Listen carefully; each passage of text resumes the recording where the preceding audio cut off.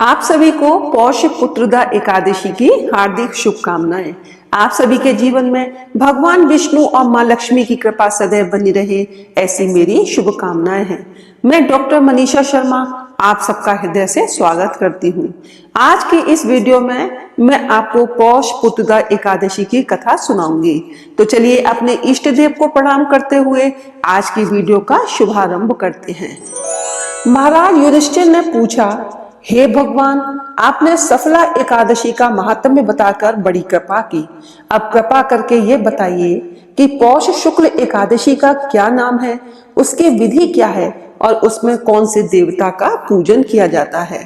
भक्त वत्सल भगवान श्री कृष्ण बोले, हे राजन, इस एकादशी का नाम पुत्रदा एकादशी है। इसमें श्री नारायण भगवान की पूजा की जाती है। इस चर और अचर संसार में पुत्रदा एकादशी के व्रत के समान दूसरा कोई व्रत नहीं है। इसके पुण्य से मनुष्य तपस्वी, विद्वान और लक्ष्मीवान होता है। इसकी मैं एक कथा कहता हूँ, सो तुम ध्यान पूर्वक सुनो।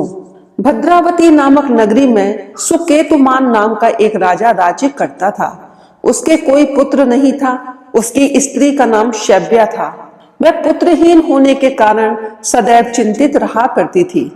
राजा के पितर भी रो रो कर पिंड लिया करते थे और सोचा करते थे कि इसके बाद हमको कौन पिंड देगा।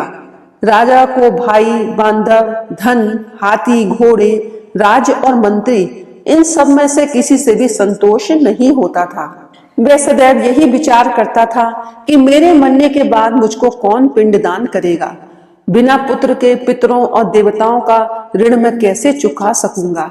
जिस घर में पुत्र ना हो उस घर में सदैव अंधेरा ही रहता है। इसलिए पुत्र उत्पत्ति के लिए प्रयत्न करना चाहिए। जिस मनुष्य ने पुत्र का मुख देखा है वह धन्य है। उसको इस लोक में यश और परलोक में शांति मिलती है, अर्थात उसके दोनों लोक सुधर जाते हैं। पूर्व जन्म के कर्म से ही इस जन्म में पुत्र, धन आदि प्राप्त होते हैं। राजा इसी प्रकार रात दिन चिंता में लगा रहता था। एक समय तो राजा ने अपने शरीर को त्याग देने का निश्चय किया, परंतु आत्मघात को महान पाप समझकर उसने ऐसा नहीं किया। एक दिन राजा ऐसा ही विचार करता हुआ अपने घोड़े पर चढ़कर वन को चल दिया तथा पक्षियों और वृक्षों को देखने लगा।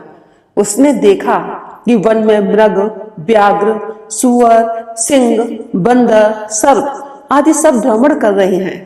हाथी अपने बच्चों और हथनियों के बीच घूम रहा है।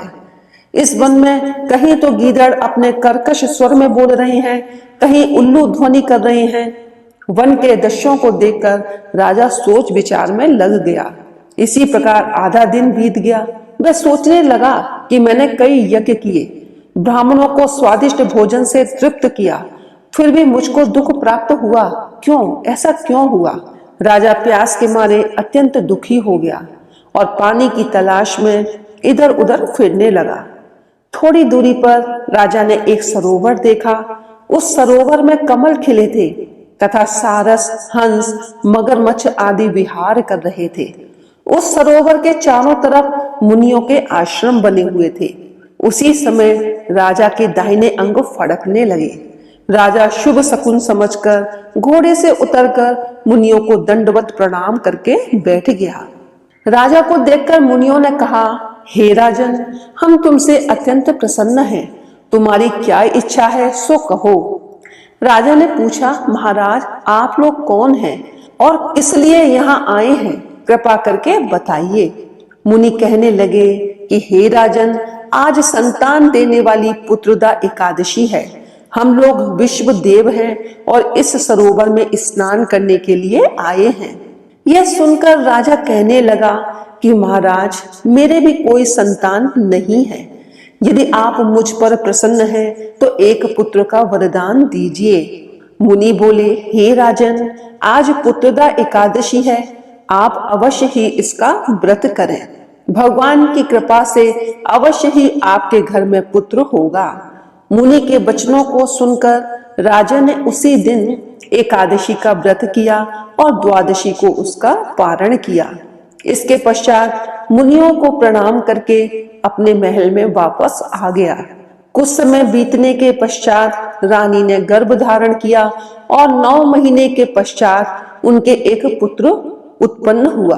वह राजकुमार अत्यंत शूरवीर, यशस्वी और प्रजापालक हुआ। श्री कृष्ण बोले, पुत्र की प्राप्ति के लिए पुत्रदा एकादशी का व्रत करना चाहिए।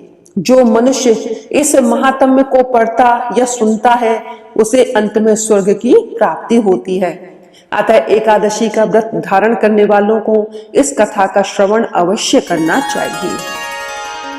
इस कथा को सुनने के लिए धन्यवाद। यदि आपको ये वीडियो पसंद आई हो तो इसे लाइक करें, शेयर करें, हमारे चैनल को सब्सक्राइब करें तथा बेल आइकन को प्रेस करें ताकि आप हमारे आने वाले वीडियोस को भी देख सकें।